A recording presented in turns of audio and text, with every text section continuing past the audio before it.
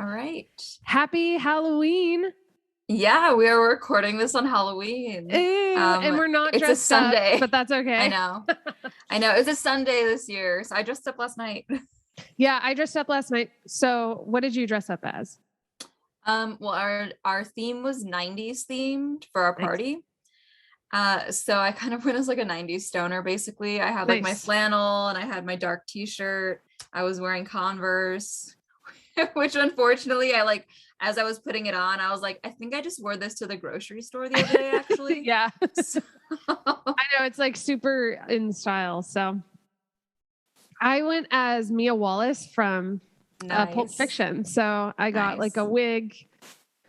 Because I was like, oh, there would have been a day where I could have pulled off that hair, but now that I've gone blonde in recent years, I had to get a wig. And then I had a cigarette, and then I didn't do the syringe because I was like, God, where do you get a syringe? And Miles was like, you just get one at Rite Aid. And I was like, ugh.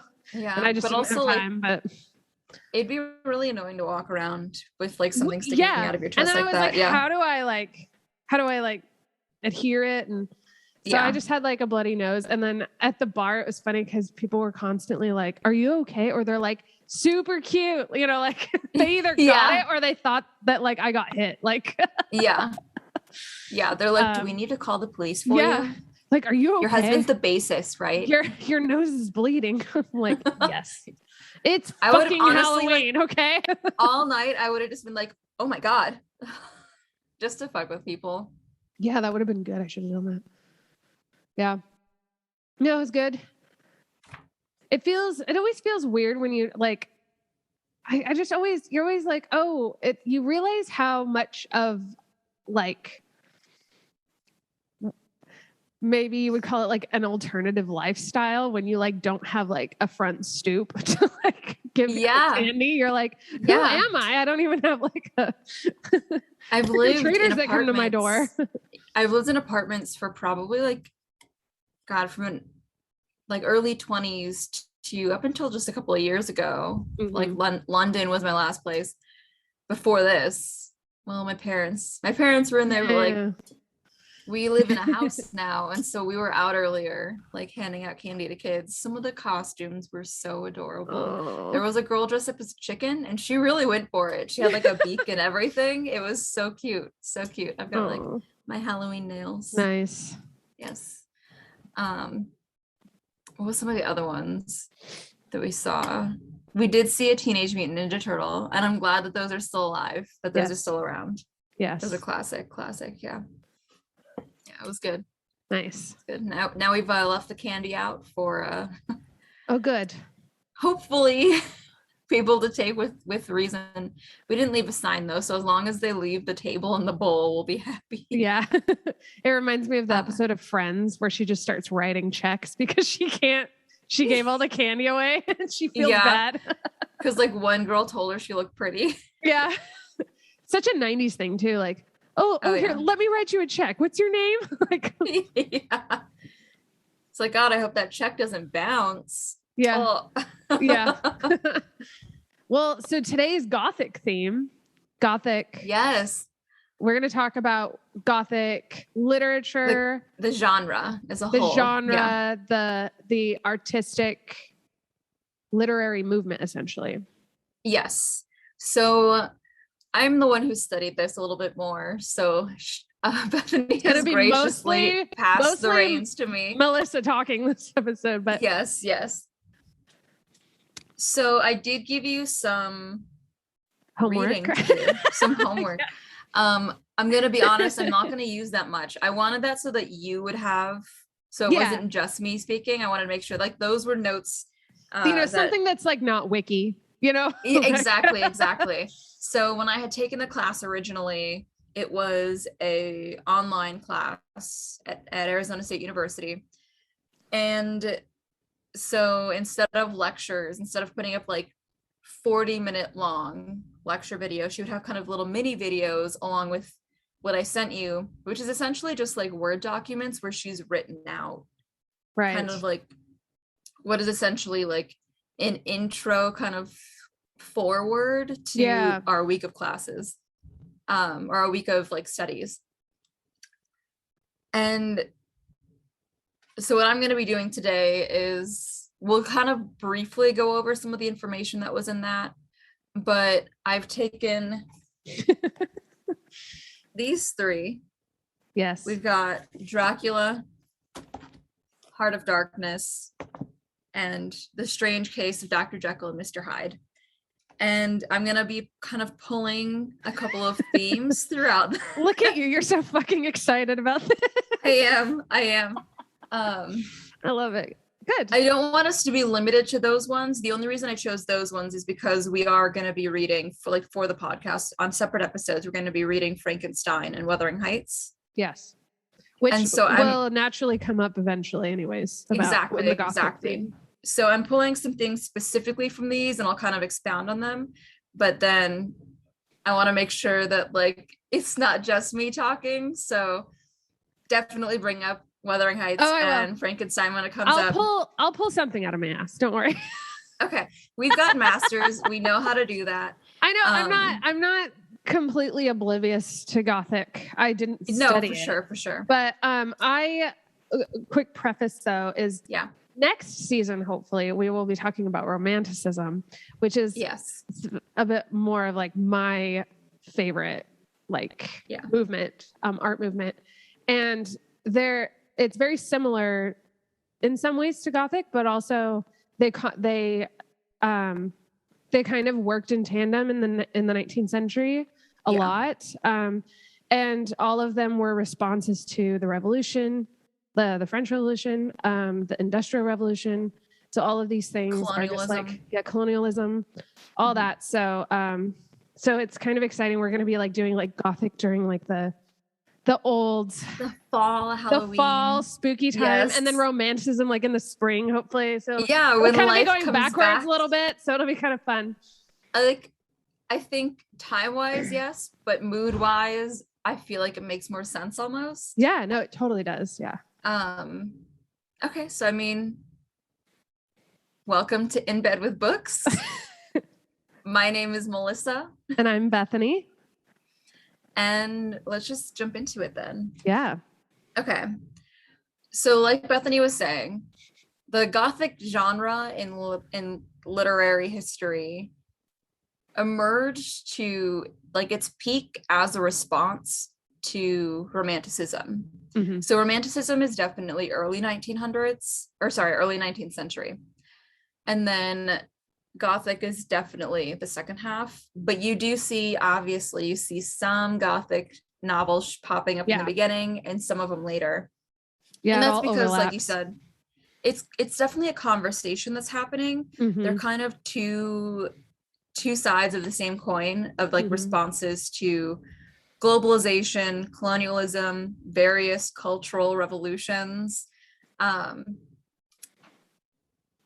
so there's a lot to cover. I'm not going to be covering all of it today. I'm like, it's definitely something that I think will pop up again and again in the podcast because it's just kind of always in my brain. But we're going to kind of scope it down a little bit and discuss some of my favorite elements of like get that out of the way because otherwise it's just going to be like an Energizer buddy waiting for it to come out. Exactly.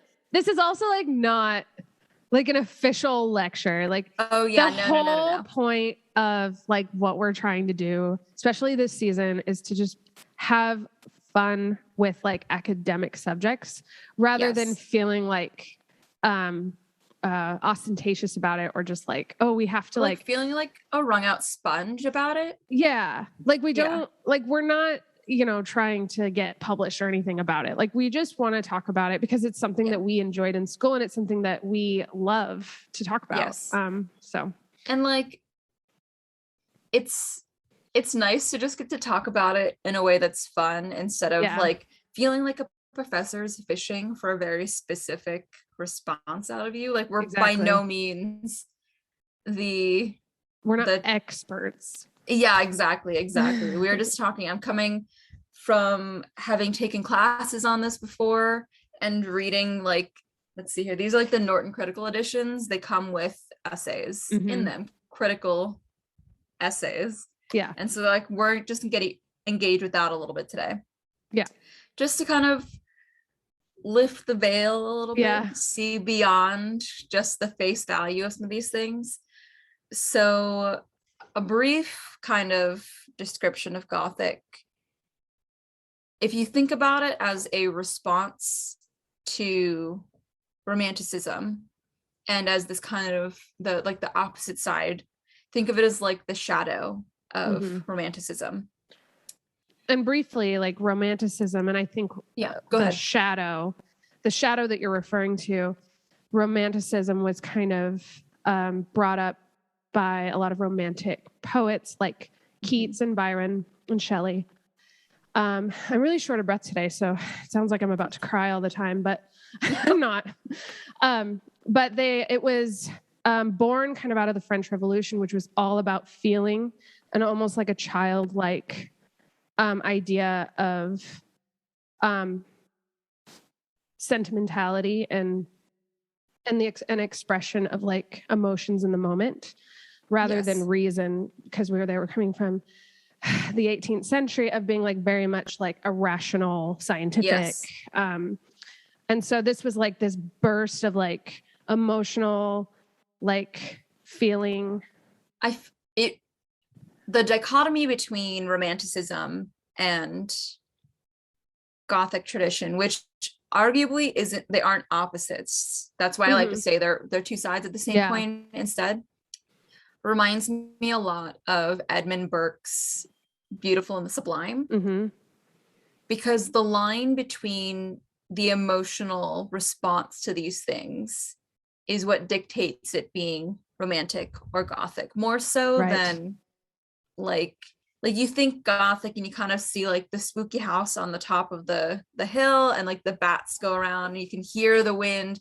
Like, yes, all of those things are part of Gothic tradition, but it also comes down just as equally to the human element within the stories. And so where Romanticism was quite literally like romanticizing it's like this reclamation of the love of nature and like being pleasantly overwhelmed with a mountainscape and the human experience of it. Yes, exactly. The overflowing, the unfiltered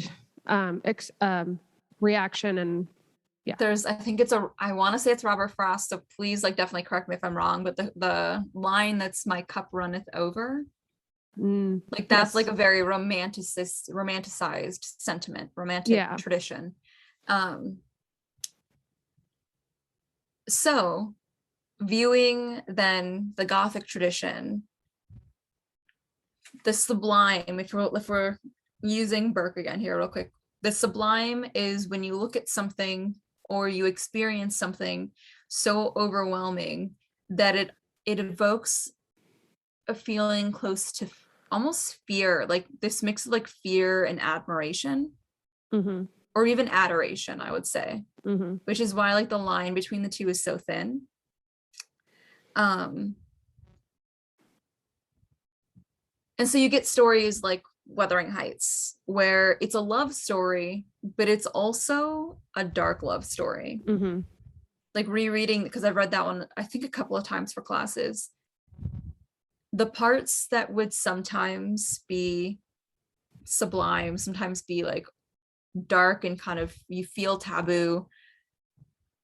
In other readings are romantic and vice versa with some elements of the story. Like it definitely, the Gothic tradition is just as much about like the reader's response to these experiences as it is about what the writer themselves is trying to get out of it. Yeah, exactly.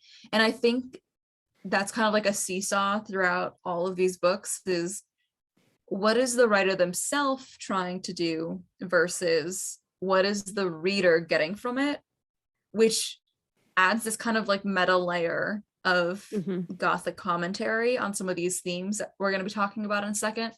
But yeah, okay. So I mean, some of the things that you'll find in Gothic tradition is obviously like the haunted hill, the haunted house on the hill, and you've got the bats, you got dark imagery. It'll often be kind of I don't want to say frantic, kind of frantic, but scattered, kind of. Like, I'm thinking Frankenstein. When you have the passages of the story where Dr. Frankenstein is studying and trying to create his monster or his figure, you get really lost in his escape, in his spiral down the rabbit hole. Yeah, his what is it called? Obsession. Yes, exactly. That like obsessive quality is definitely an element. Sometimes it's very like a very superficial element, like in Frankenstein, where you've got the story technically told from his point of view, which we'll get into in a second. And other times it's a little bit more hidden, like in Dr. Jekyll and Mr. Hyde. Another common element is that the stories are kind of stories told within a story within a story. So they're very often epistolary form, which means they're told as a series of letters, which was really common in the 17th, 18th, and 19th century. He's plural.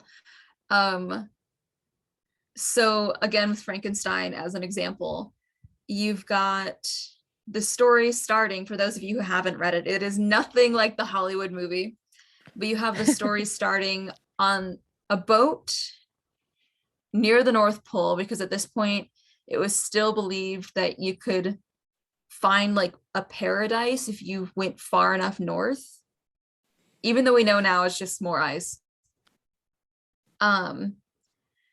So random character not connected to the actual story of Frankenstein and his monster is on this ship, and he finds Dr. Frankenstein. And so as this sailor is writing letters to his sister, he also recounts the story that Frankenstein is telling him. And then I think you even get some letters within it from Frankenstein, because Frankenstein's like, this is it. I've got to kill myself and my monster.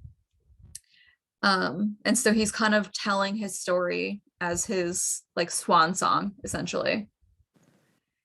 And so it's bookended by that scene and then the rest of the story. But then in the middle of the story, Frankenstein retells the monster's account of what happened after he was abandoned.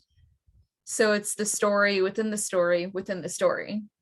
Yeah. And that's really common in Gothic novels. Not exclusive, obviously, but common. What do you think the purpose of that is? I think I genuinely don't. If we were taught it, I don't remember. Because if you think about like 20th century novels, that's very psychological, mechanism for a novel, but I don't think that it works the same way. And I don't think that was the purpose in the 19th century. Yeah, no, I think it's definitely a precursor though. Yeah. Because one of the essays I was reading notes this is that as time went on into the 20th century, Gothic novels got more of a psychological reading, but it's unclear how intentional that was on the author's parts. In the 19th century, yeah. Yeah, exactly. And how in relation to the cultural movement. Yeah. But I could see how it could add to kind of the like the layered aspect of it can feel like the dissonance. Yeah. And the, like you said, the unease or the chaotic energy, of being kind of moved around a lot. Like it happens in Wuthering Heights, where you're like, most of it is told through like Nellie's perspective. And then there's the gentleman, I forget his name, I think it starts with an N, but they're in the pub and he's like wanting to know more about what happened. And so then it's like, there's also different locations where this is being told. And so then you're just kind of like, and then there's like a huge, time jump in the story. And so you're just kind of like trying to figure out where you are, what year is it? Yes. One of my favorite examples of it is actually Carmilla. So that is the female vampire tale told by Sheridan Le Fanu. And it's told in this way that's like the bookend storytelling narrative is I think it's somebody who was in correspondence with Carmilla, or with I can't remember her name now, but the girl that Carmilla targets. And so the like ungendered narrator is retelling the girl's story because she had told it to him several years later, and he had just found out, or like I should say they had just found out that she had died. So she survives the attack by Carmilla, retells her story to this person, and then this person, upon hearing about her death later in life, which goes like undefined, we don't know how she dies. And so there is a part of me that's like, is it supposed to be implied that she died as a result still of Carmilla's antics just years later? And so upon her death, this person retells it. And so I do think there's this element of trying to recreate like the scary story experience, like you're sitting around the fireplace, or you're sitting around the fire pit at a campsite, and you're telling the scary story to the kids. It was largely oral tradition, and so I think they're trying to find a way almost of incorporating that within written, like printed tradition. And then there's this within that, there's this element, because whenever you're telling a scary story, you have to be like, well, the old man who lives at that house on the corner, you have to make it relevant so that it actually scares you. So if it's a brother writing to his sister about this scary story, then you're kind of getting that as a viewer, kind of like as this like outside, as this like omniscient presence within the story as a viewer. Like that's almost what you are given. Yes. So because the storyteller, because there's a sense that the storyteller does have a bit of control over like the scary element of it. Like, so because of the way that the Gothic tradition is meant to, or like is attempting to pull at specific political or moral or cultural experiences, it's written with the active knowledge of the reader as a player within it. And technically all books do this, but I think the Gothic tradition is just hyper conscious of this because of the nature of the topics more often than not. So that makes sense. So I think that is genuinely one of my favorite kind of like, it's like just like structural elements, or just like not thematic. What's the opposite? Like what's like when it's like a thing within the book, like a strategy, or I guess, like just like a normal element, not within plot or story of Gothic things, because it kind of makes it timeless almost. Even though there's specific things within it, it's like a story, and stories themselves live on, kind of. I don't know. I know what you mean. Okay.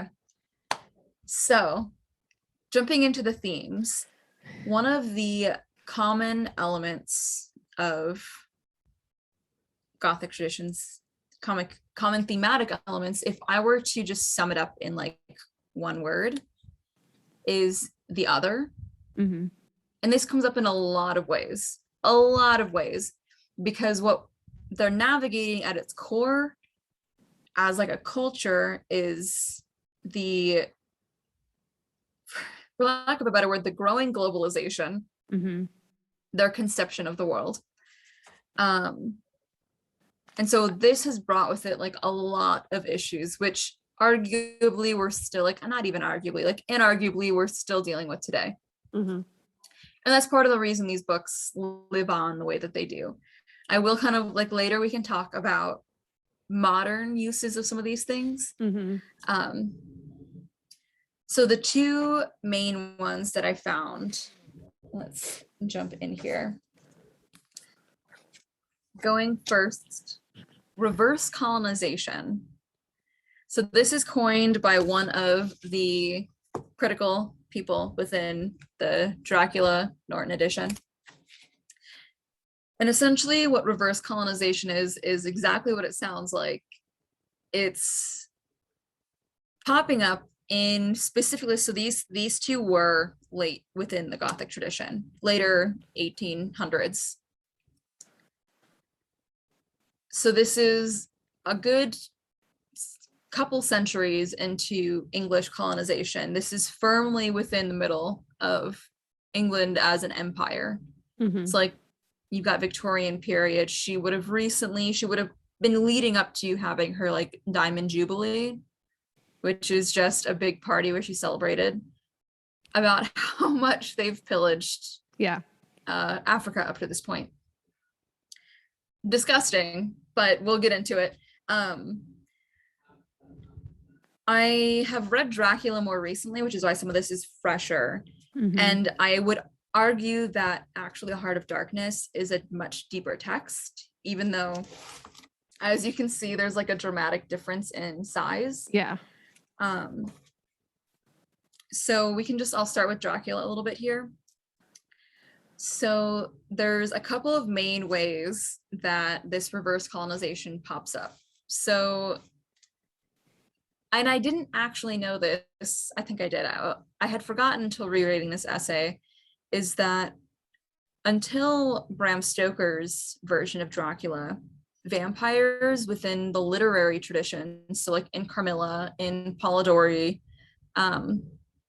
they were actually not that actively seeking their prey. They were kind of like, the way that they describe it is kind of almost cat-like. That's my wording for it, but like they're kind of lazy. They sleep a lot. They aren't really active players within their hunting. But then I'm just going to kind of read the passage. So the person who wrote this is Stephen D. Arata. I want to make sure to properly cite my sources. Yes. So Stephen says, unlike Polidori and Lefanu, for instance, who depict their vampires as wan and enervated, Stoker makes Dracula vigorous and energetic. Polidori's Count Ruthven and Lefanu's Carmilla represent the aristocrat as decadent, aesthetic. Their vampirism is an extension of the traditional aristocratic vices of sensualism and conspicuous consumption, which is true. But Dracula represents the nobleman as warrior. His activities after death carry on his activities in life. In both cases, he has successfully engaged in forms of conquest and domination. So Stoker makes a concerted effort to place Dracula and his castle in Transylvania loosely based on Vlad the Impaler Tepish, who apparently he might not have even known was the Impaler. He might have just used his castle, and then that came out kind of later, right, in like the historical record. The reason he did was because at the time, English sentiments toward the Eastern Europe were kind of tense because it was going through constant empires changing. You would have like the Hungarians take over, and then like a couple of years later the Turks would take over, and then a couple of years later you'd have the Slavs take over, and a couple of years later the next one and the next one. And so there was this unease with the instability there. And then also this kind of like racial element of unease around their identities. And they had, of course, like a lot of their own stupid opinions about it. Like, oh, well, I hear if you marry a Hungarian, you just become Hungarian because they have such like strong racial identities. Like, you just have to ignore your old stuff. They won't let you be part of your old culture, which probably not true at all. And that's also rich coming from England, who tried to like assimilate people in all of the places that they colonized. But you've got essentially Dracula becomes this figure as a vampire who conquers in life because he loosely talks about his like life as a human, and he was Romanian, and at the time that this would have been happening, quote unquote time that this would have been happening, it would have made him part of a more recently part of a community that had taken over the region. And so he was a successful general in a conquest as a human warrior. And then he becomes a sexual general in their like war. And the reason, like the way that these two, I know, because I know I'm not the first person to say this, and it's not the first time that I've said this. This is not coming from me being totally obsessed with vampires. It's just the way that they like kind of conceptualize this new war. And so Dracula comes to England partway through the book. I should mention that there's definitely going to be spoilers in this, so if you haven't read it, we'll make sure to give you timestamps so you can skip the books you haven't read yet if you really want to. And the main character, the main narrator, because he's not the only one we get letters from, but Harker makes a comment about how Dracula becomes this omen for the fall of an empire whenever he shows up. And I don't know if you've seen like pictures of Francis Coppola's Bram Stoker's Dracula. One of the iconic images is Gary Oldman, kind of like the reveal that his Dracula has arrived in London. And so I love that they pulled that, because that was like a big deal. Is like the realization that Dracula has followed Harker to England is huge, because he's like, I've brought this specter of like empire's death into my own home. Now that I'm lecturing, I'm sorry. So the fight ends up becoming about Mina Harker. I don't know if her name was Harker at first, but she's like the main narrator's fiance or wife or girlfriend. And then her best friend, Lucy Westenra. So it's hard. It's one of the, like the difficulties of the way that Gothic novels are told, with that whole like story within a story. So because most of it is from the male Harker's point of view, we don't know when their relationship with Dracula starts, but partway through we find out that Lucy's been experiencing visitations and she's been wandering off. But even as Mina's watching her, she's like, Lucy is invigorated. It's like life has been restored into her, even though she had just like previously been sick. And so that's kind of like the first seed of the fear of the sexual prowess here, because there is the very blatant like sexualizing of other races to demonize them in a puritanical society. But Dracula, all of his victims are women. So the women that, or the victims that Harker had met when he was in Transylvania living with Dracula for a short time, were women.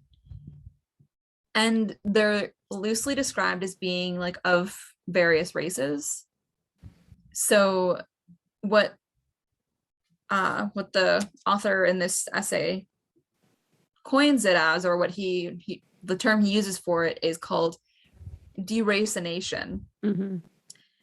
because the vampire race trumps whatever race Mm-hmm. you would have experienced previously. So even though these women that he's meeting at Dracula's castle all appear of different races, because they're all vampires, it voids them of that experience. Mm-hmm.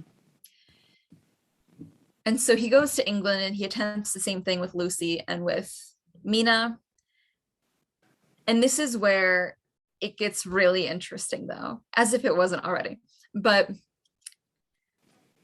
some have argued that Lucy and Mina experience different versions of, like, that they're opposite storylines. So Lucy falls victim to Dracula's ways. She eventually dies and then is reborn as a vampire briefly. Mina, on the other hand, is saved in time. And she survives, and her and Harker have children. So what, oh God, what's the name again? Was it Errata? I just want to not disrespect this person. Yes, Errata. So what Errata argues is that they're actually parallel stories, parallel punishments almost for Mina and Lucy. The only difference is Mina was saved to reproduce for her own empire, whereas Lucy was absorbed into this other one and became a reproduction for the vampire race.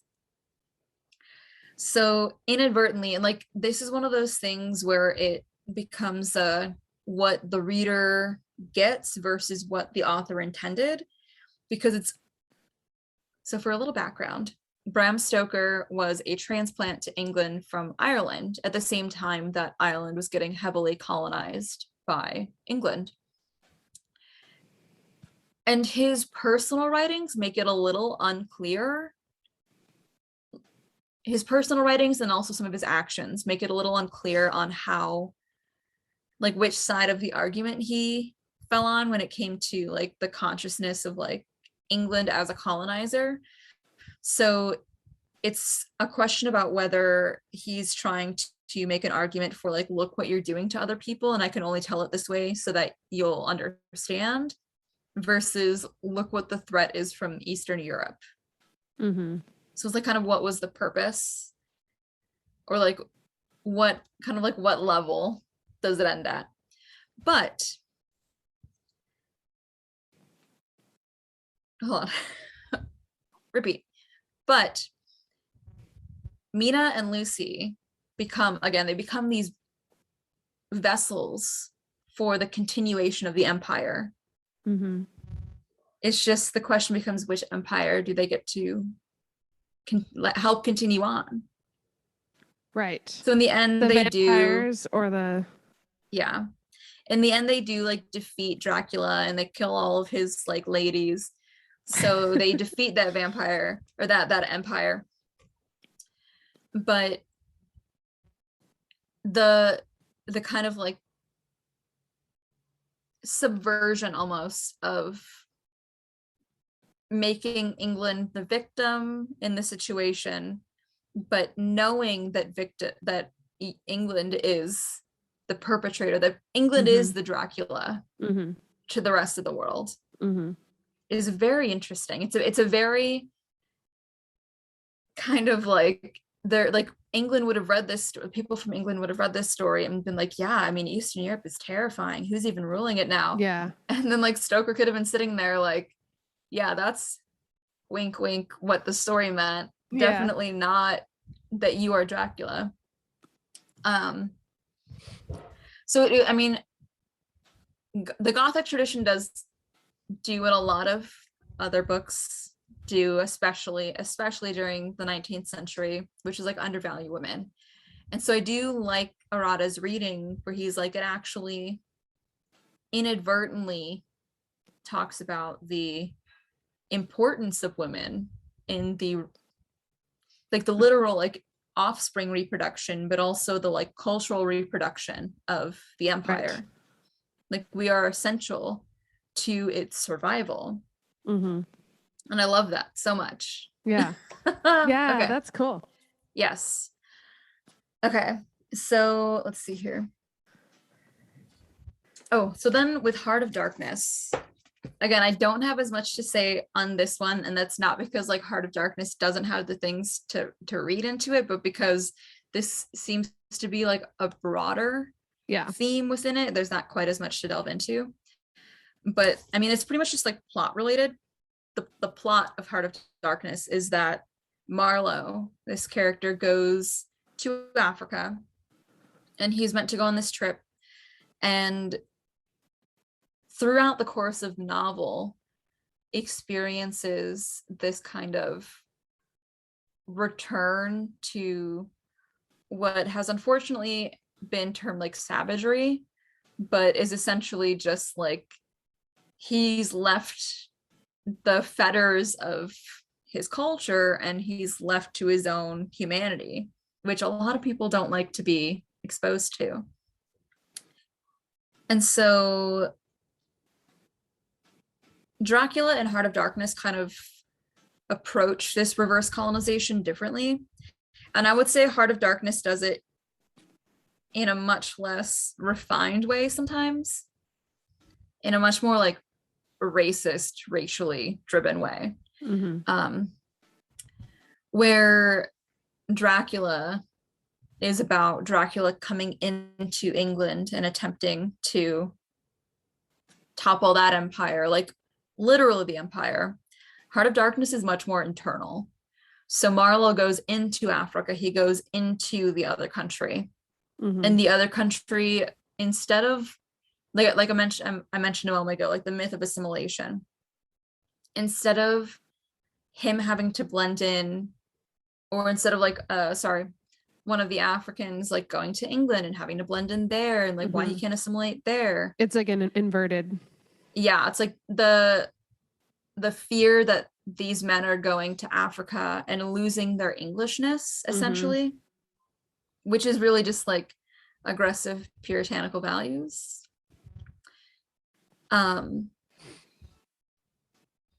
So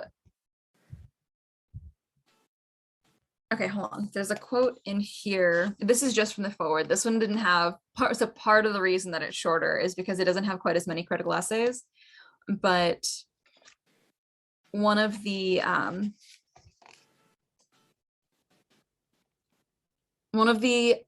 things that, okay, so this is by Joseph Conrad.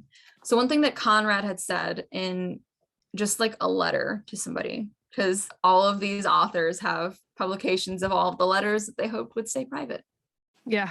So I would like to first of all apologize to Conrad for reading this, but one sign, okay, sorry, go back real quick. So Conrad actually did travel to Africa. He at one point had actually signed a long-term contract to stay out there with one of the mines, I think it was. But then he contracted a couple of diseases, had to end his contract, went back to his home country. Literally, I think he went back to London actually. Literally spent like months in the hospital still. And his friends kind of talk about that time being when he made the shift from sailor to writer. One way that he describes his experiences in Africa, specifically about viewing, because he went there when, let's see here, he went to the Congo Free State, which at the time was under the possession of King Leopold II of Belgium, which is notoriously terrible time for Congo. Yeah.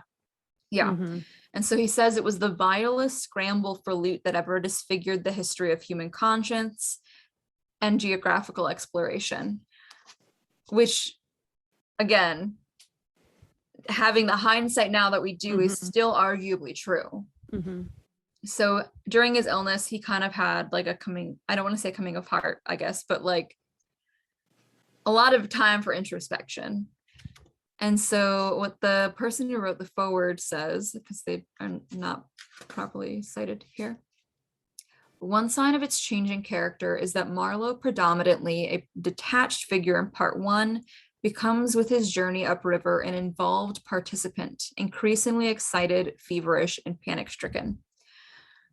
Conrad had said at one point to a friend that the book almost seemed to kind of write itself, because he's essentially trying to like work through the trauma of his experience out there.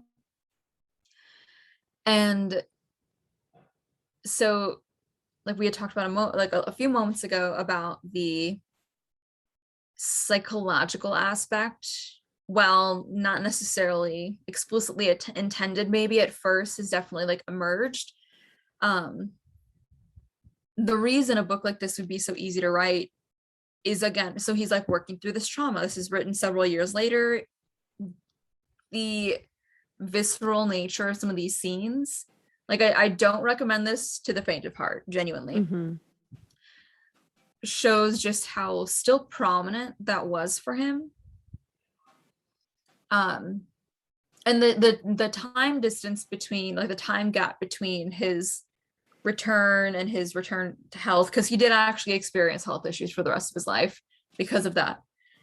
The several years that had to pass also tells me that he just wasn't ready to write it yet. So it's still this visceral several years later. But he talks about Marlowe's descent almost like as like a natural experience, and not weighing it morally, because I feel like today saying this things like a natural gives it this almost like positive morality. I'm not saying one way or the other, but that like it was inevitable that Marlowe wouldn't succumb to this, how does he say, this excited, feverish, and panic-stricken participation in the unfortunate acts that happen in the book. Because what your culture, what your own countrymen are saying in this new space is that it is okay. Mm-hmm. They're celebrating it. Yeah, exactly. Yeah. And so reading this now, there's the question of, is the villain Africa, or is it just unfettered Europeans within this space?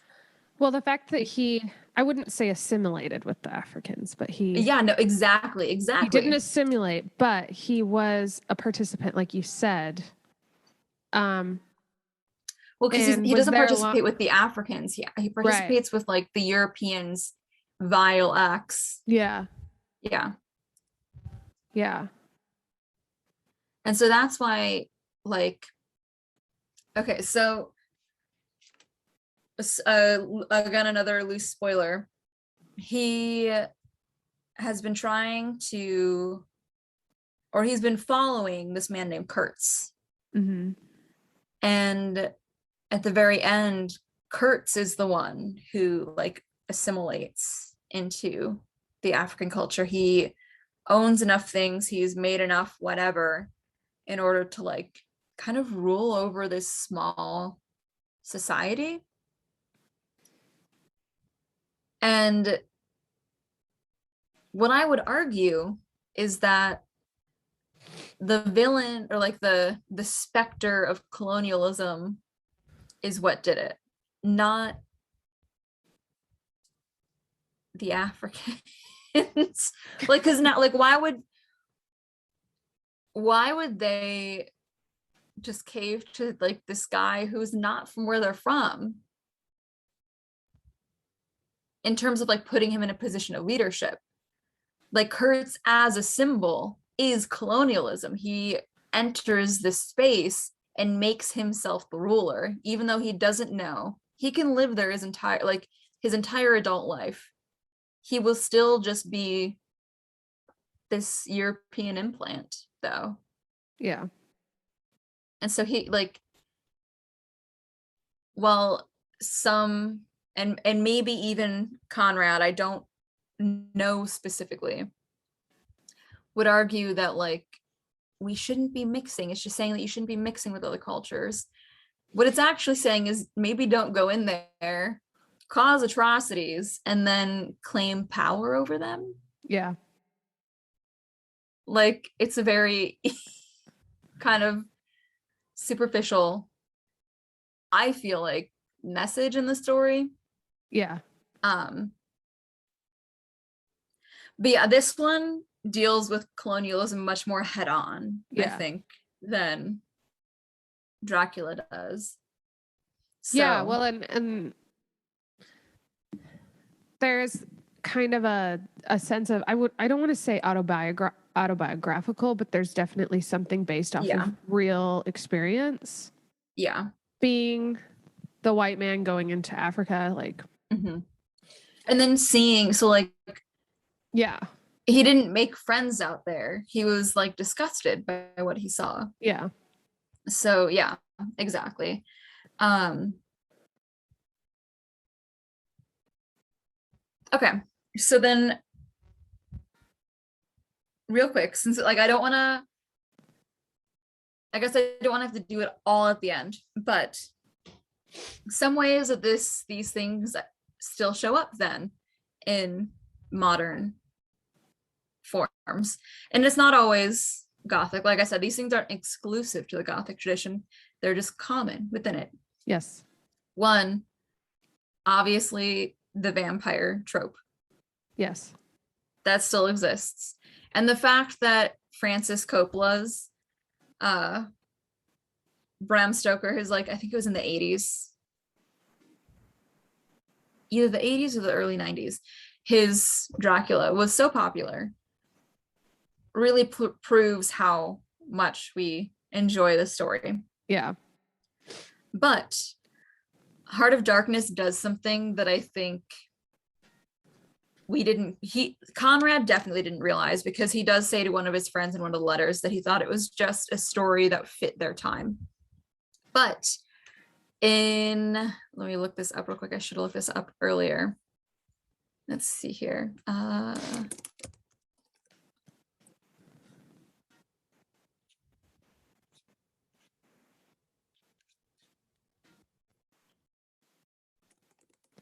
And some people who have seen this are gonna, this is definitely not news, but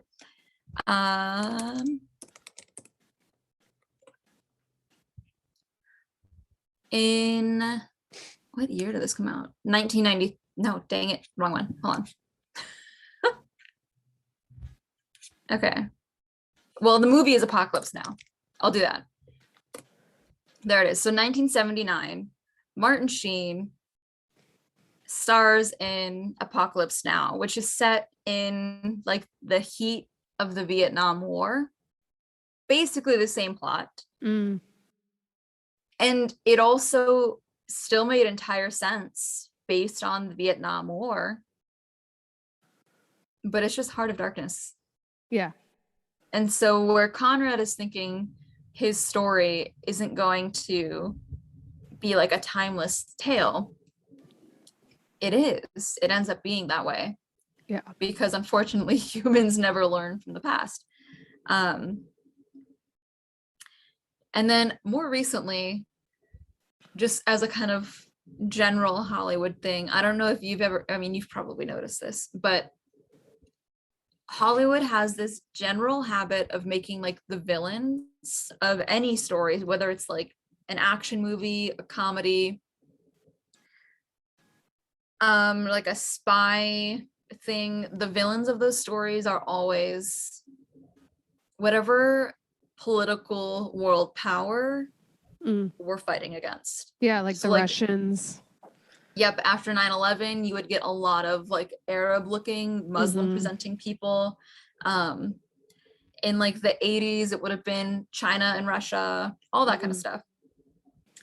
Heart of Darkness and Dracula were definitely doing that. So Dracula at first, and Stoker even like essentially cites Le Fanu in one of his letters, said when he, in the original manuscript of his novel, had it in Styria, which is where Carmilla was supposed to be from, like a general, somewhere in Eastern Europe. But upon reflection, changed it to Transylvania because at the time it made more sense for the political environment. It immediately drew more connections to like Romanian figures, which they kind of pull from. It tended to be, at least from what Stoker was reading, and in those recent years, in those preceding years, was a more notable city. So it's like the same way that like the Avengers always like have to save New York City. They never like the attacks are never anywhere else, but it's because we know New York City. It's an American symbol. It's relevant. Yes, exactly. It holds more United States meaning as like a national, as like an empirical figure, as like an empire empirical. It's a literary way of getting everyone to understand what you're trying to do. Yes, like it brings very universal connotations for people. Yeah. So those are some modern ways that we still do this stuff. Yeah. What was the one with Ben Affleck where they're like shooting a movie but they're doing it to like get hostages out? Argo. I haven't seen that. It's based off a true story from like Afghanistan. Armageddon? Just kidding. Yeah.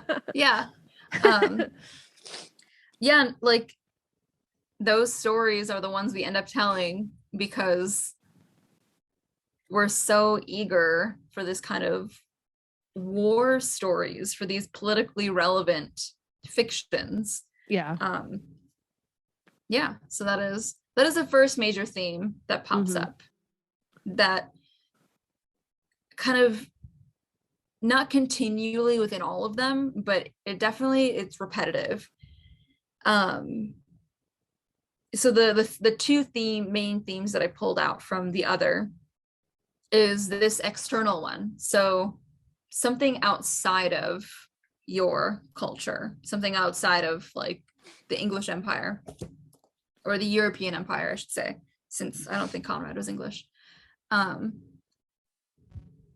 But the other one that I've got here is the internal other. I actually love this one. I do recommend this one. This one can be easily read by the faint of heart. I read it in like a day. Dr. Jekyll and Mr. Hyde. It has not been that aggressively changed from the original story. Can I tell you my experience with Dr. Yes. Is it with this book? No, what is it? How Dr. Jekyll and Mr. Hyde. I didn't want to say Mr. Jekyll and Dr. Hyde because that's something my mom would say, and also me. Was the Page Master. Yes. I was talking about that the other day. It's much. So good. I love the books. So good. The little books. Yes. And it was Whoopi Goldberg, and there was an angry book, and then there was like a sad book, and then the fairy book, which was Whoopi Goldberg. But the sad book was a little gothic. I think he was supposed to be like scary, he was loosely Frankenstein. Yeah. Because he's kind of like big and dumb, and or at least what we think of as the pirate was like the pirate was like the adventure, which was essentially like, and him and the fairy were like in love. Yeah, it was so cute. I love that. Yes, so much. But the part where it was like the Dr. Jekyll, the books did that, and that's like the only thing I've ever seen on it that I know what it means in that way, but honestly, it's the same person. That part of the movie was really scary, actually. I remember. Oh yeah, it is terrifying. I remember that as a kid. I was like, I also don't handle scary things easily though. So so I do recommend this one. I think it's very good. Again, very easy, and because of that story within a story style that Gothic tradition uses, you don't actually meet Dr. Jekyll / Mr. Hyde until the very, very end. I think technically even after he's defeated. Mm-hmm.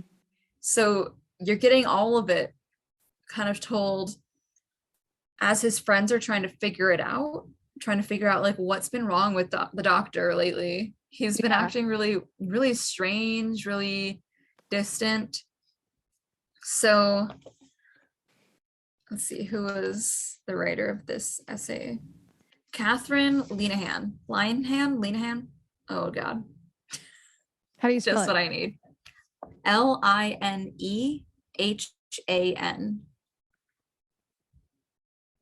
Linehan. Linehan. Okay. My first one, that's what I thought. Okay.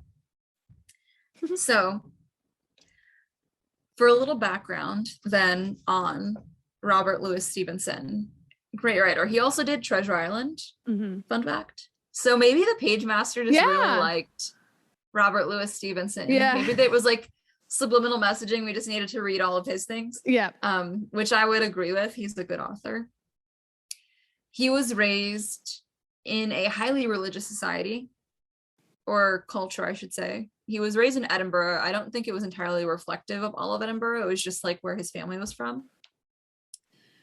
But as he got older, he kind of strayed a little bit from it, but not entirely. And so this essay is using some of that to expound on a reading of Dr. Jekyll and Mr. Hyde. So key points real quick. Stevenson rejected like prudeness, what's that the word, like celibacy, like anti-sexuality notions that pop up in like really strong Christian sects. Okay. Yeah. Thank you for clarifying. Yeah, the way that sex is viewed in sex, you know. I love it. But he did keep some of the morality, the notions around morality, and that kind of pops up. And it's unclear how conscious he is that he still retained this, or how accepting he is of the fact that he has. But it's definitely like an overbearing presence almost, especially. So this essay pulls from some letters again, and some of them, like the Linehan also notes that like in a letter marked private. Yeah. So yeah. Ahead of time, again, I'm sorry to Mr. Stevenson for reading these private things on our podcast, but in my defense, she published them, so that's on her. Not us. Yeah, this is not our the fault. crime has already been done. The crime has already been done. What's one more? Yeah, exactly. Okay, so for context within the book, again, light spoilers, Dr. Jekyll is a doctor, and he Spoiler. I know. Oh, in case you didn't know. What he's done is he's gone and like created this potion that helps his alter ego come out, known as Mr. Hyde. And Mr. Hyde comes out at night and commits undefined and never really described nighttime pleasures. The general consensus as readers has been that these are rather sexual in nature. And so that he's like going out and he's being a sexual deviant, and it's all about the inherent sexual deviancy of men and of like man as figure. But Stevenson himself, let me just flip my pages here. In a reply marked private, Stevenson vents his exasperation with the Victorian prudery that equates sexual appetite with evil, and thereby fails to see that Hyde's cruelty stems not from Hyde's drive for sex, but Jekyll's drive for concealment. And it does actually have the passage here, so I do want to also read that, like the passage from the letter. Hyde was not, okay, hold on. again, small context. In 1887, he's writing this because a New York theater had put on a sensationalized stage portrayal of the story that made Hyde's like sexual predation explicit. And there's even they've created a figure that's Jekyll's fiance who becomes like subject to this. So it really like it takes this element that's just kind of loosely implied because it's almost for Stevenson not important to the story and makes it the core. Hyde was not. Great gods, a mere voluptuary. There is no harm in a voluptuary, and none with my hand on my heart and in sight of God, none, no harm whatever in what prurient fool calls immorality. The harm was in Jekyll because he was a hypocrite, not because he was fond of women. The hypocrite, which is capitalized, let out the beast Hyde, who is no more sexual than another, but who is the essence of cruelty and malice, and selfishness and cowardice. And these are the diabolic in man, not this poor wish to have a woman that they make such a cry about. Yeah. So it's like the hypersexualizing. Yes. What I everyone think we even talked about this recently. Has, yeah. Where when did we talk about it? I think it was just us talking, not like on the podcast. I don't know. Oh. But like the flip side of Christianity as a whole, aggressively denying sexuality. They are almost always the first ones to find it where it doesn't even exist. Yes. Because it's so suppressed. Or to place it on the most innocent. Yes, exactly. The prepubescent girl is dressing too scant. Yeah, she's got spaghetti the adult straps. Man can't handle it. Like, yes, yeah, exactly, okay. Exactly. And so Stevenson was saying this shit 130 years ago, 140 years ago already. Ooh, I do want to read this. Yeah, it's good. Next year. So, next year. Yes. Yeah, we can add to the list. So that brings me to what this other theme is. Like I said, this is a kind of like a more internal other, but Stevenson kind of talks about it as self-alienation. So his main issue is, it comes down to human interaction. This kind of recognition that humans are social creatures. We need interaction. The problem comes when, for one reason or another,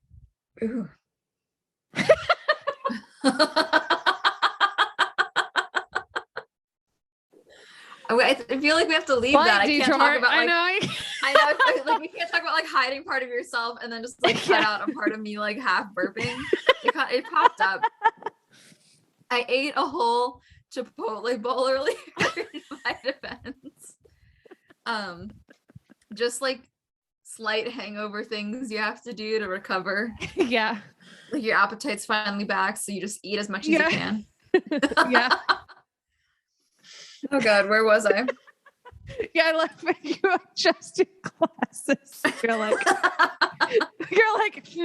where was I? Yeah. Like, yo, teach. Yeah. You're the teacher. I've got my Halloween mug. I keep meaning to show you, but I'm right-handed, so I haven't used it yet. But this is my Halloween mug. Is that I'm gonna drink it now. Is that Day of the Dead? Or is it just yeah? Yeah, it's from a store we have in Texas called HEB. This is gonna be a real quick tangent. Yep. Good. So HEB is Texas specific. First of all, the store is like amazing. It's got great prices, everything you need. Clearly, since I get my groceries and my new mugs from there. Do you want to know what HEB stands for? Not really. Do I? Do I? I think you do. Okay. I think you do. So it's the founder's initials. Howard E. Butts.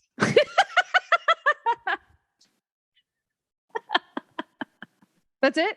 HEB? That's it. But he didn't want it just to be called Butts. Yeah, exactly. Butts and Sons or yeah, no, it's Howard. It's just HEB. Howard E. Butts. I don't know. Maybe I'm gonna get like assassinated for this now for blaspheming the Butts family.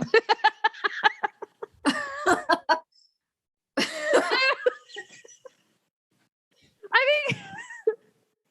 Did I just kill you? Is that it? I think. I'm going to say. I think if you keep that name, you've done it to yourself. Yeah. You've invited this like. Yeah, I've got to believe he's confident if he's kept it. Yeah. And he's like you can't just think people aren't going to look up what HEB stands for. Yeah. You can't hide it. Exactly. We've got the internet. So, yep. Man.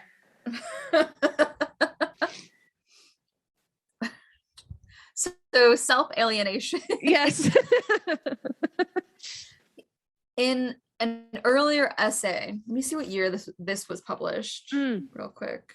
That's what I was going to ask because real quick go for thought it. that I had was the potion that enhances his super ego or alter ego or whatever you said is very Freudian. So this would have had to be later 19th century. And you did say something was like a letter was published in 1887. I wrote that down. So it's somewhere in the 1870s, 1880s, which it was actually been... so it was first published in 86. Okay. So it must have just been like excessively popular. But that makes sense because Freud's like theories of the ego and the the underlying sexual, whatever nature of the potential Oedipus crimes complex and stuff was very like controversial at the time. And so he was probably really interested in that in the conversation with his like morality and like in conjunction with. Yes, thank you. Yeah. One thing, so not what I was about to say, but an interesting kind of even branch off from that. One thing that Linehan proposes in this essay is that the fact that Stevenson doesn't ever clarify that they're sexual crimes. What are my bangs even doing? Okay. They're banging. I know, they're just doing whatever they want. And there's also notably no female figures within the story. So it's Dr. Jekyll and Mr. Hyde and Dr. Jekyll's male friends. That's kind of refreshing. Well, it's nice because it's of a sexual nature. It takes that out of the equation. Refreshing in that way. Yes. It puts the potential onus all on Mr. Hyde / Dr. Jekyll. Yes. But Linehan she argues that it's almost as though the crime isn't even of sexual nature, of like his drive for sex with women, but his drive for love with women because of their absence within the story. And so kind of thinking again of this like Freudian kind of like alter ego figure. It's like is that he won't even let himself feel love. And so he's created this other part of himself, this split personality in order to just feel love. But because love has been so aggressively demonized, because what we view as a generally modern sentiment and what Stevenson obviously was kind of at the precursor of in terms of like Western society. This existed way before, like in Greece and stuff, but like love and sex go together and they don't have to mean children. Sex as this modus of intimacy rather than progeny is the controversial figure. Right. That's why Stevenson gets so frustrated when people try to be like, he's a sexual predator, he's a rapist, he goes into the night and sneaks into your windows.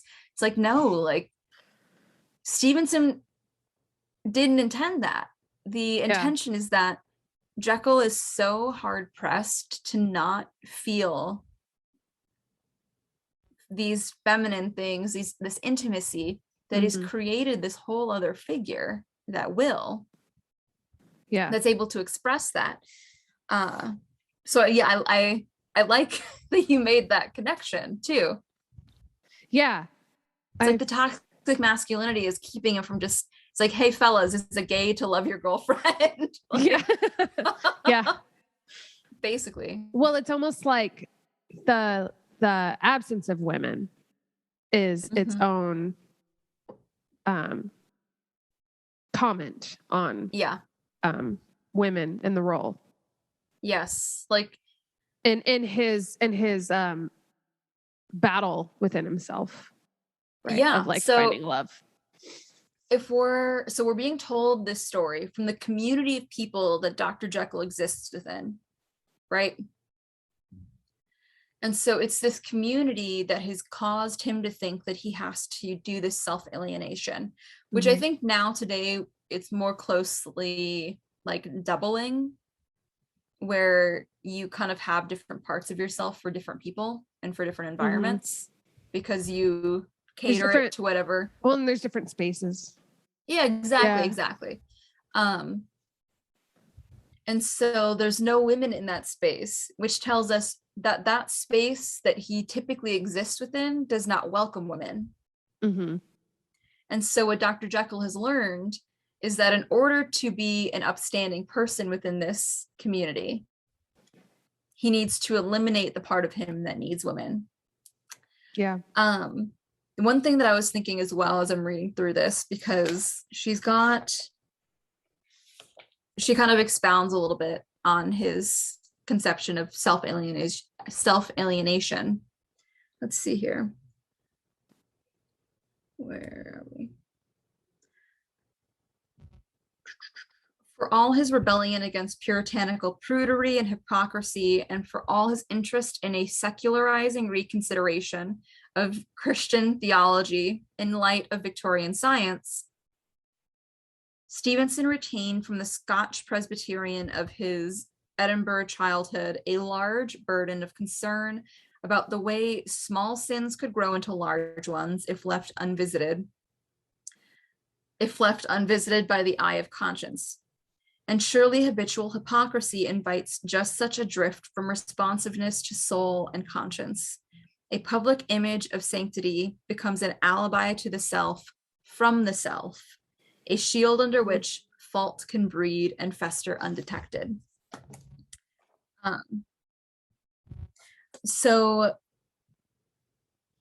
you know that I can't remember the phrase, but something about like the higher the pedestal, the harder the fall.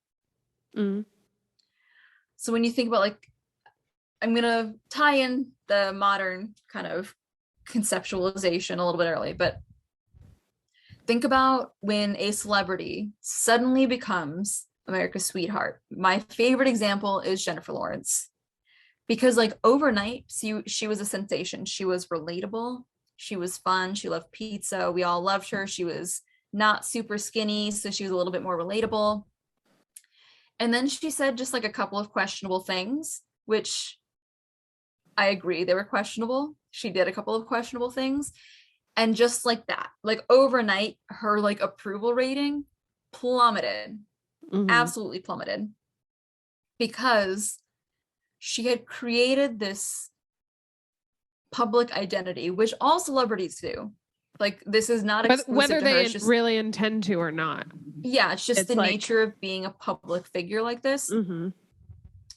She had made one that was unfortunately not sustainable, because it's a flat character. But it's a flat character that strives for love and admiration. On the flip side, look at the Kardashians. the Kardashians have created an image around themselves that is based in us hating them. Yes.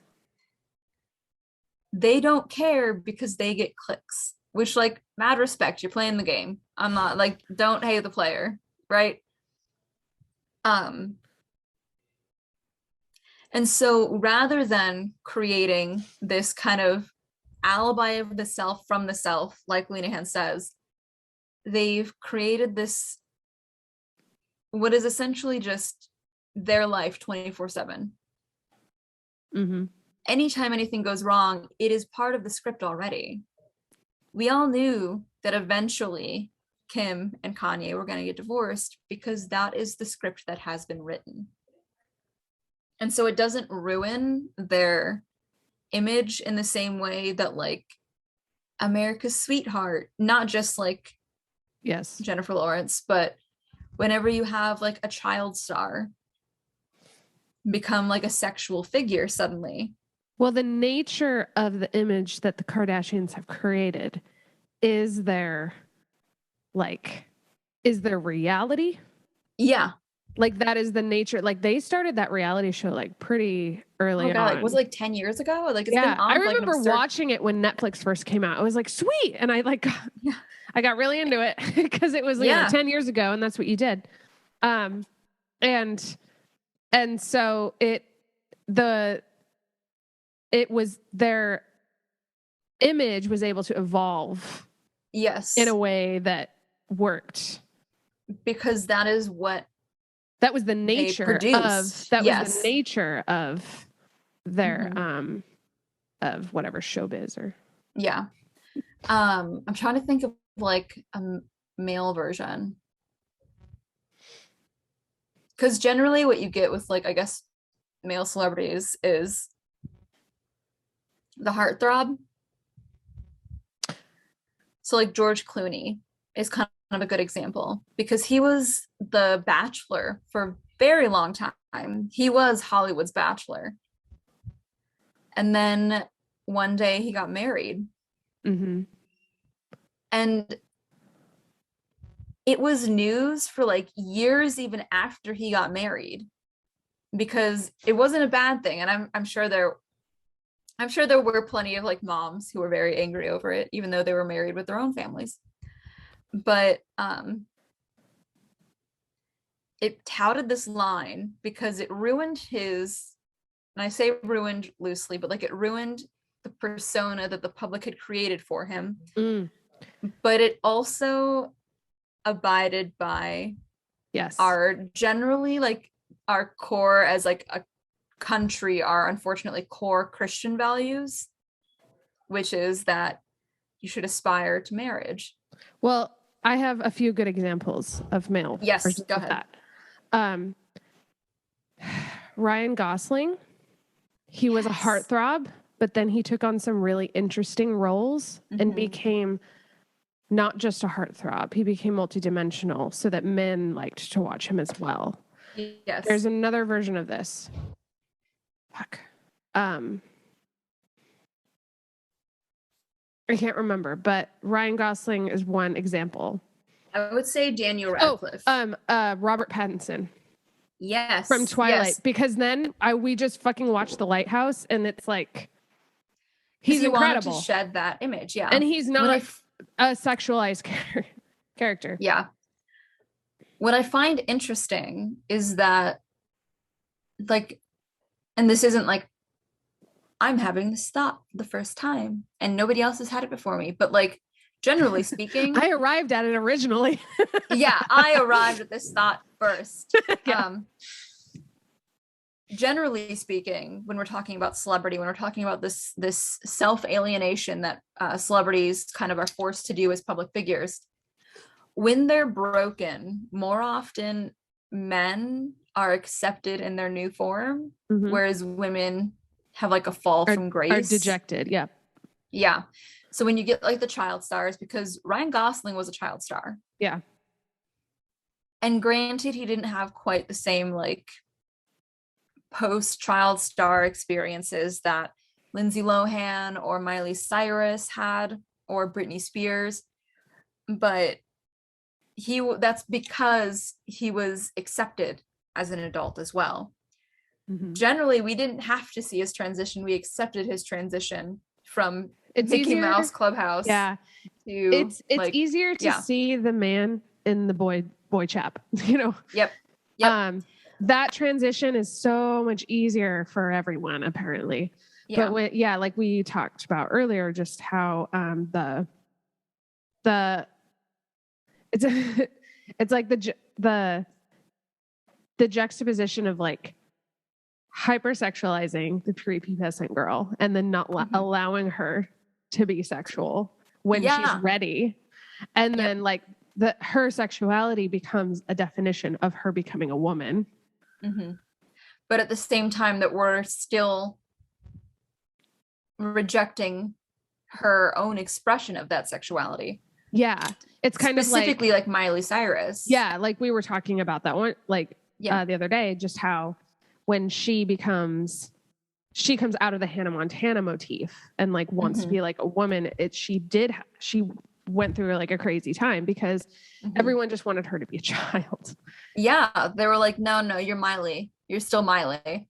And she's like, yes, but this is who Miley is. Yes. She showed us. She was very fearless in showing us that. Which I would give credit to the fact that she came from a family that knew fame. Yes. And I'm not saying that as like a bad thing at all, like, or like she came from privilege, but like she knew what was going to happen. Yeah. And she embraced the fuck out of it. Yeah. She saw it, you know? Yeah. Yeah. She saw it coming around the corner and she got ready for it. Okay. Sorry. Let me go back to my notebook here. Yeah. Your handy dandy. Yes. I think I got most of the quotes here that I wanted to read because I got that last one about celebrity. But yeah. Okay. Well, there was one. Do you have any other points? Well, just, I guess, kind of to round up the conversation, but then I'm down to continue what we were talking about. But just Stevenson is very aggressively saying the importance of being able to be intimate with your fellows, because it wasn't the fact that Mr. Hyde was this kind of like shadow self almost. It was the fact that Dr. Jekyll made him. Yes. So kind of, I guess, what got us onto the tangent. So you've got the community that the story is being told from. So it's a biased point of view, biased narration against Mr. Hyde. So then I kind of love that we don't hear his crimes, because then it does almost support Lena Hand's suggestion that what if the crime isn't even sex? The crime is literally just love. And so the fact that Dr. Jekyll existed within this space, and they do talk well of him. They think he's a stand-up guy. And so he has become within this little community like a celebrity figure. This figure who accentuates the best parts of them. Right. But that's because he has explicitly rejected and separated from himself in his brain, because his body, like in the Page Master, he undergoes that transformation. These other parts of him, all of the things that he's rejecting. So you've got like, yes, you have the evil in there, but then he's thrown things in there that don't belong, like love and intimacy and sex that shouldn't be demonized, yet are. And that's his downfall. So in the end, I hate that I'm going to spoil this, but it's okay. So the way it ends is that Mr. Hyde kind of just refuses to go back inside. And so they have to like overcome him. Right. And that's, yes, it's true of like, if you try to push it down more, it's going to make it worse. It's going to get angry. Yeah. Yeah, exactly. And like, as like a person or like an animal with a mind, yes, but also secrets. When you try to keep secrets, they kind of get a mind of their own. If you try to like hide feelings have a way. Yeah. If you try to suppress feelings have a way of exploding. Yeah. When you don't want them to, and taking over like that. So there's so many like there's so much depth almost to, yes, it's an internal struggle, but also Stevenson is very explicitly, he's like, you're missing the point. Like, the reason it's from their point of view is because they're the ones that he's shitting on. Mm-hmm. And the people who are like doing these productions and who are making Hyde a sexual predator, he's like, yeah, it went right over your head. Yeah. You're from the same community. Yeah. Well, you clearly don't see the issue. The fact is that, spoiler alert, he dies. Yeah. It consumes him. So it's not sustainable. Mm-hmm. So the people who, his community that have celebritized him, made him celebrity, mm-hmm. are at fault for this. Exactly. They are the British colonialists. Yeah. Like, it's Dr. Jekyll only did this because you wouldn't allow him to be his full self. Mm-hmm. Yeah. But Dr. Jekyll also sustains that as well. He was part of his community. So he's just as much his fault. Like, I do agree with Stevenson on that. But it's like, then all of our versions that we've seen of this make Hyde the villain. It's like, Hyde's not the villain. Yeah. Hyde is just the consequence. Yes. So I guess going back again to Jennifer Lawrence, for example, everyone just was so astounded when she said some of these kind of problematic things. And it's like, you're only astounded because you made her into this ascended, ultimate girl next door figure who's not like other girls, when she's just not like that. She just doesn't want to talk about dresses basically on the red carpet, which is fair. But it's like, the public created this image around her, and then when she didn't reflect it, the public revolted. One way that this still comes up is the one that kind of comes to mind, I should say. I haven't even seen it yet. No one really has. It's the new Spider-Man movie that's coming out. It's called No Way Home. And the premise is that everybody has now found out that Peter Parker is Spider-Man. And he tries to live, and until this point, he has tried living both lives. He has tried being Spider-Man and then separately being Peter Parker. And now he's having to deal with the consequences of that once everybody finds out that he's Spider-Man. I know you don't really watch superhero movies, so that's why I'm giving a little... It's fine. I do know Spider-Man. I did watch the one with Tobey Maguire. Back in the right day. Ones. Everyone did. Yes, the right ones. I'm going to say that. Yeah. You can quote me on that. I'll die on that hill. The right ones. But this is still like very aggressively a theme within things that we like to explore as humans within like books and movies, which is your true self versus how people see you. I guess like a way that it pops up sometimes in even rom-coms is when they have to like hide the new job that they've got, or I watch a lot of rom-coms, like a lot of like Hallmark style, even where it's like they're in the corner and they're like changing clothes to like pretend that they weren't doing what they were just doing.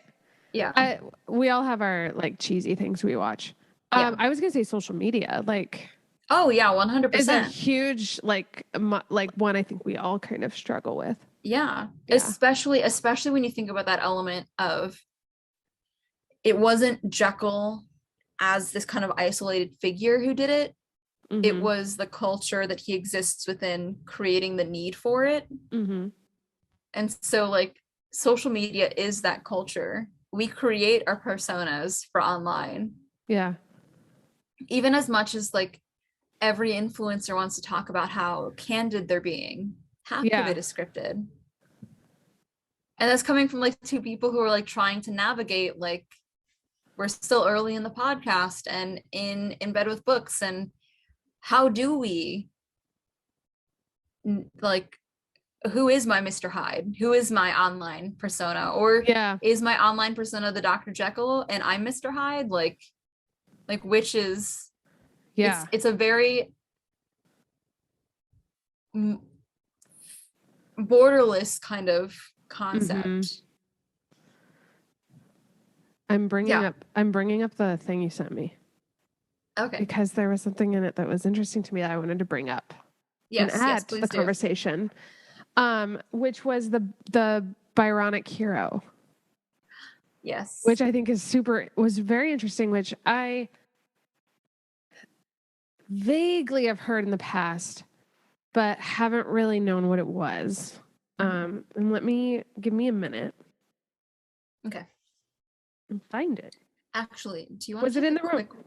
Yeah, let's take a break. Do you need to pee? Yeah. Do you need to get water? Yeah. All of the above. Yes.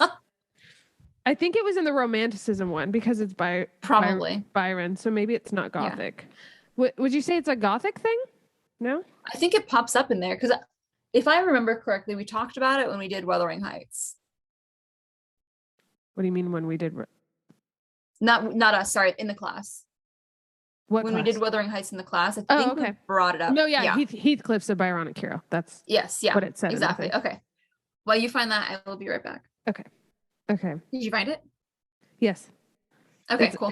It's a lot, but okay, then real quick, actually. Yeah. I did remember another point, as one does when one is going to the bathroom. Mm-hmm. And I feel like the fact that I didn't remember it sooner is, it means like someone's going to come in the night and steal my master's degree. But Jekyll and Hyde is essentially an argument over the private versus the public self, which is something we talked a lot about with the 18th century. Yes. So I love that theme. Thinking again, that was in my dissertation. I talked a lot about that. Yeah. Like I think I did too. Yeah. This is it's not an 18th century specific concept. It kind of emerged as like a think piece back then, but it's like face value what it says it is. It's like the public self versus the private self, which is why it makes sense with this whole discussion. So I want to make sure to say that, so if people are looking into this, they can be like, oh, public versus private self on the internet. Yes. And this is more like of an internal. Yes, exactly. Exactly. And so when you think again about the fact that this emerged from a response or is in conversation with Romanticism, which emerged as a response to revolution, which was the 18th century thing, like it comes from a long line of discussion. Yes. And Stevenson is very clearly putting his foot down in a very specific stance here. Yeah. The internal struggle of public versus private. And I would say too, that the 18th century was actually a very more openly sexual than we think, we would traditionally think would be the case, but it was. It was after the revolution that shut it down. Essentially, and propriety and etiquette and the Victorian era really brought in like a very suppression of sexuality.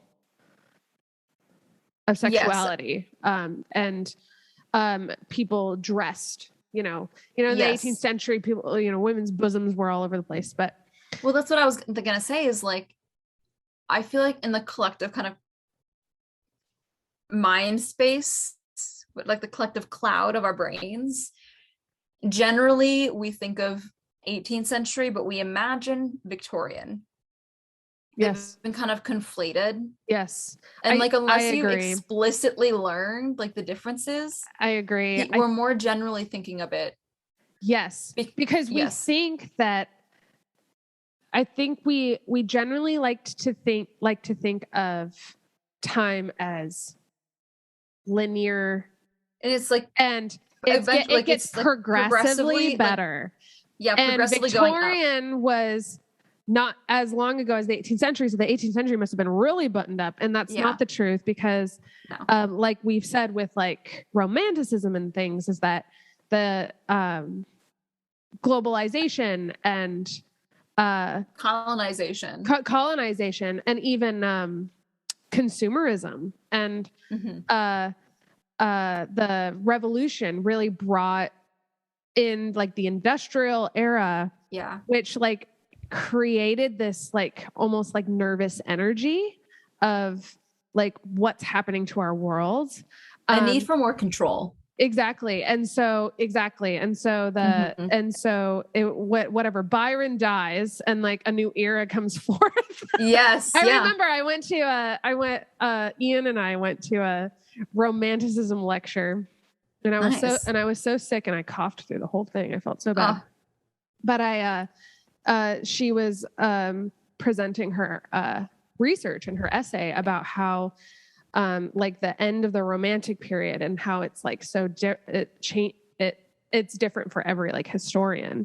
And a lot of people believe that it was when Byron died, but there was like a lot of things in the 1830s that could have contributed to that. But like Byron's death was kind of like the, the straw that broke the camel's back.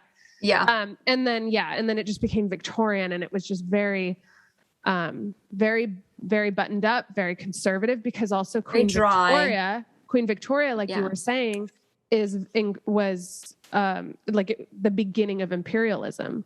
Like imperialism as almost like this, because I would like to clarify that like it's beforehand it's just kind of like scattered, like everyone's kind of doing it. Sure. We're all just kind of like grab up what we can. Yeah, because the French were doing it. Yeah, the French were doing it. The Dutch were doing it. Yeah. The Spaniards were doing it. Portuguese were doing it. Everyone's doing it. Yeah. Victoria took it to a whole new level. Yeah. Because by this point, even a lot of the countries have, for the most part, given up actively participating in colonialism. They've maintained their outposts, but they're not seeking new ones. Right. Whereas Victoria, under Victoria's rule, I should say, she got India. She got parts of Africa. Yeah. Hence the Diamond Jubilee. Like, she took it and she made it vogue. Yes. Is what she did. Yeah. Unfortunately, to pretty much every country with people of color's demise, but to kind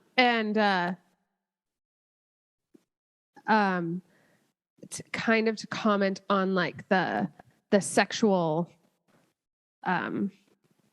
conversation that we're having is like she has journals that we're all like reading now, right? I guess. Yeah. And she had like this really vivacious like sex life with Albert, but she created the persona of a virtuous, non-sexual woman, matron. And it was like this very interesting, like, interesting dichotomy. Yeah. Because letters themselves, I guess we could have talked about this a little bit before, but it makes sense now, is all of these. So like, it's really common in Romantic and in Gothic things. So like pretty much most of Jane Austen is told in the form of like letters or journal entries. Like we said, Frankenstein, all of these. It's because they're playing on the 18th century notion of public versus private existing within letters. In the 18th century, it was huge for letters just to be read in the household, to the whole house. Yes. Sitting around in the den, we're reading the letters. It was like news. It was like Facebook. Exactly. We don't have radio. We don't have television.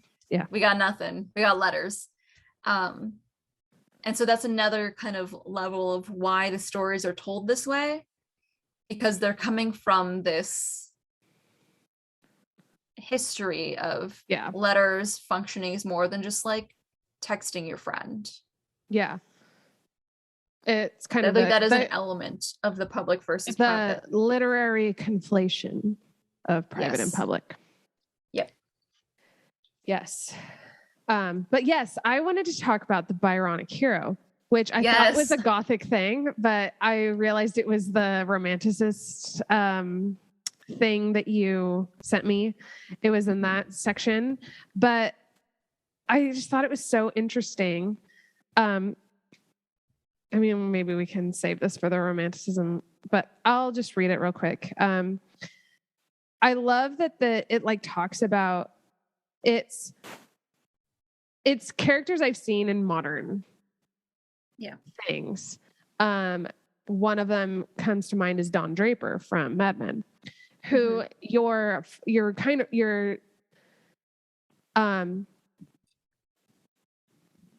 positioned to root for him, but he is an adulteress and a liar. And he's posing as someone who he's not. And he has this dark past. And he very much feels like a Byronic hero because he's like mysterious in that way. And so he almost draws you in. And like one of the things, often the Byronic hero is moody by nature or passionate about a particular issue. He also has emotional and intellectual capacities, which are superior to the average man. These heightened abilities force the Byronic hero to be arrogant, confident, abnormally sensitive, and extremely conscious of himself. But then I love that it says he's characterized by a guilty memory of some unnamed sexual crime. But it's just like this kind of like conflation. Yes. Of being actually like taken in by society in like a desirable way, but also having like this secret, problematic past. Yes.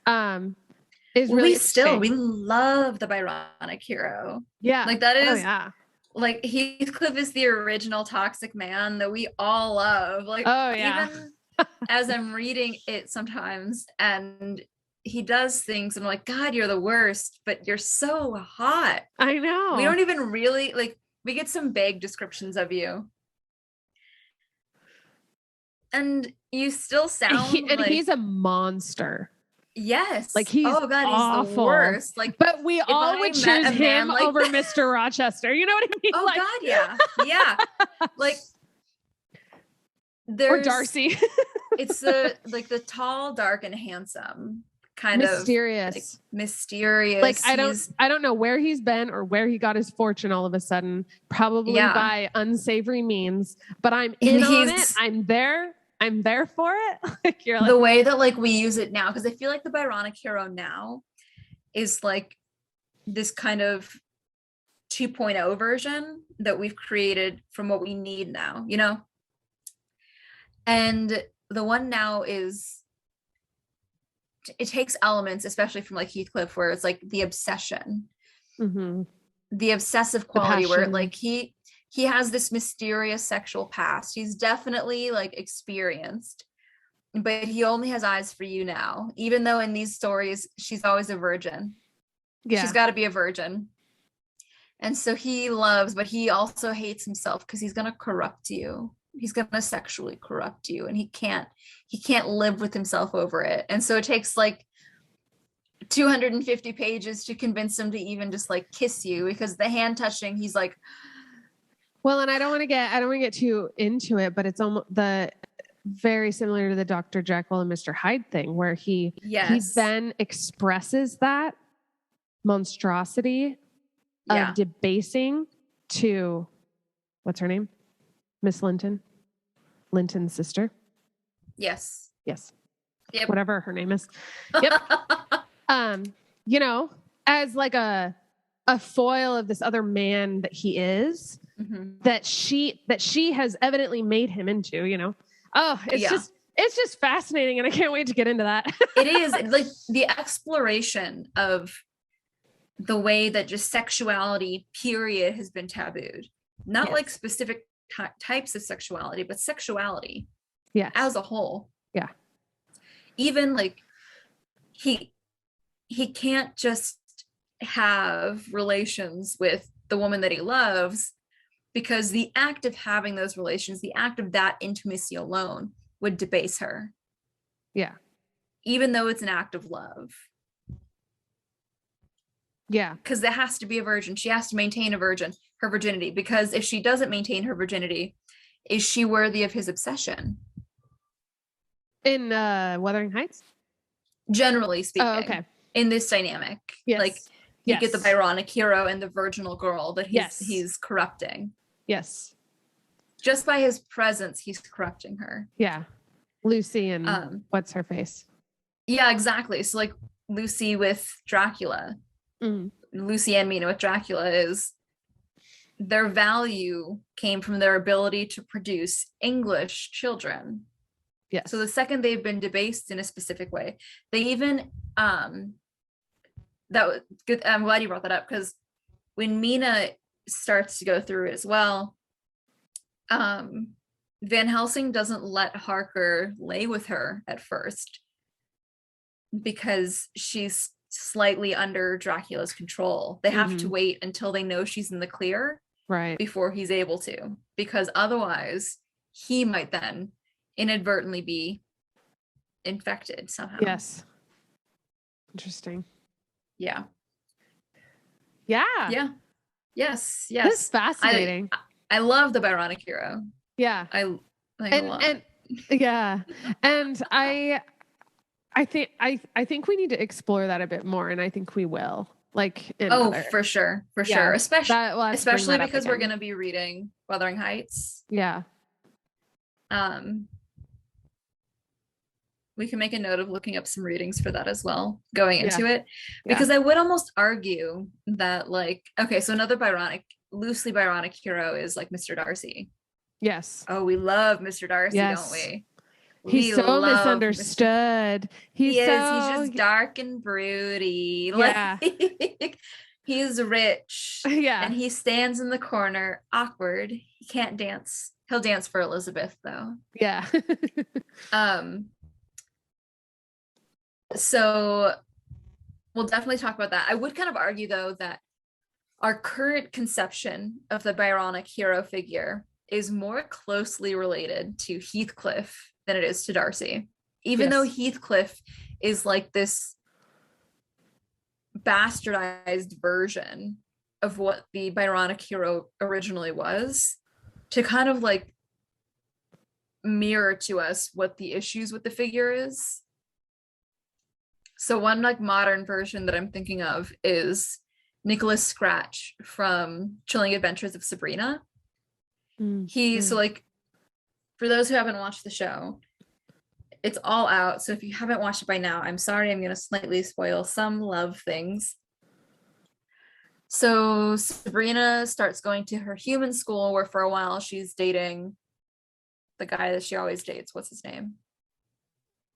Harvey Kinkle. And then after she starts going to the witch school, she meets Nicholas Scratch, and she also starts dating Nicholas Scratch. So if we want to get into, again, that private versus public life, where she's got two parts of herself, and eventually in the series, she even like splits herself so that she can be in like more places at once. Yes. It's a fly. So, I mean, that, but it's also a very Gothic show, so that makes sense that they would tie in some of those elements. But Nicholas Scratch he's got like a harrowed sexual past. He's, from the second she starts going there, he's intensely interested in her. He is dark-haired, darker skin, kind of Edward from Twilight too, like just like a really little bit, obsessive. a little bit of that. He's got broodingness. Like Edward is an attempt at like making a Byronic hero, but failing miserably. Okay. I've never watched or read, so I'm not a... I almost feel like we should do like a series called Bethany Experiences Twilight for the first time. That would be good. We could do it as like a movie one. Might be a little easier on you. I can't imagine you honestly being able to get through Twilight. Yeah, the books. I mean, yeah. I can watch the movie. Anyway. Yeah. They're all on Netflix. So, but yeah, Nicholas Scratch is one that comes to mind. Another one is, and this is somebody I've talked about on the show before, the Winter Soldier, Bucky Barnes from Captain America, because he doesn't start out as one, but once he becomes the Winter Soldier, he becomes this dark, broody, mysterious man who was subjected to pain, and so he's he's got the wounds to make him hard on like at life, and he just kind of like scowls and looks hot while he does it. I'm trying to think of other ones. Like, can you think of other ones from, like, I guess we read a lot of these things, so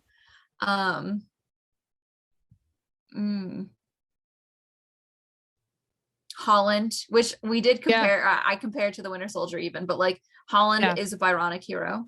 Yeah. Especially in the third one when we find out that he had like a girlfriend. Yeah. So then he does have that mysterious sexual past. Yep.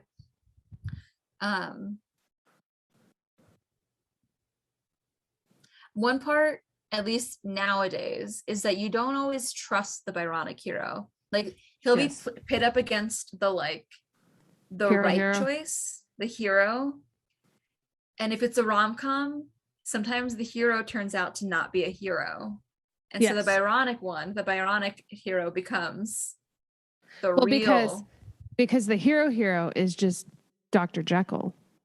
Yeah. The hero is a reflection of the cultural mores and the cultural norms. That actually has a present, like,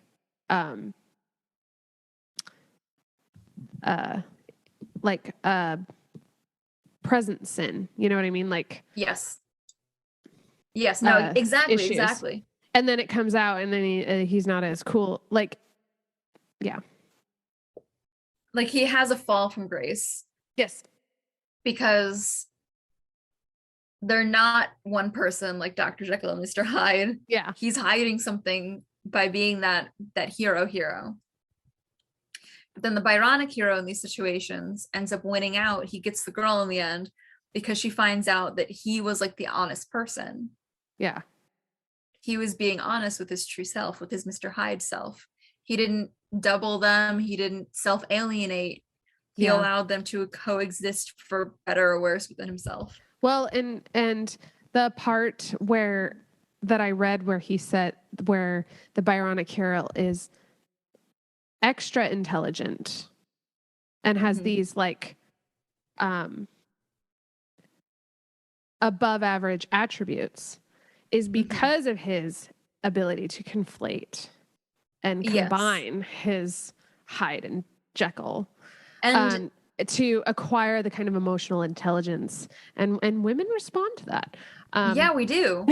Well, it's like the intelligence explains also like how conscious he is of that line, that public versus private line, because he sees it and he acknowledges it, and yet he denies it, whereas the hero is victim to it.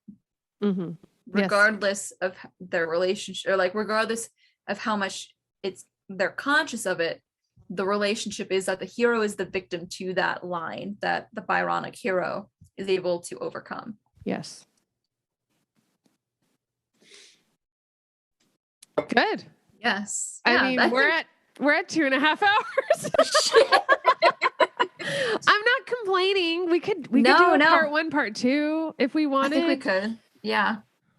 I want to hear other Byronic heroes that people can think of. Like, when you're put on the spot, you can't think of many. Yeah, no, exactly. But then when you have the reference in mind, we should do a poll. Or if anyone's listening, what are some Byronic heroes that you know of that we would be able to be like, oh, fuck yeah, that's it. That make your heart go thump. Boom, boom, boom, boom. Yeah. Yeah. Get you a little Twitter pated. Yes. Yeah. Byronic heroes that's an interesting concept. I'm surprised it didn't come up more in class. Well, I like that they kind of coexist within Romanticism and Gothic. Yes. It's like a thread. It is very much a connecting thread. Yeah. Because what they symbolize is something that like Romanticism is using, and what Gothic is explaining, accusing. Yeah, Can definitely. you tell we're in love with Heathcliff? Like, yeah, I love Heathcliff. Same. More than Mr. Knightley. I will say that. Yeah. So that is, as much as I'm willing to subject Bethany to my lecturing for one night,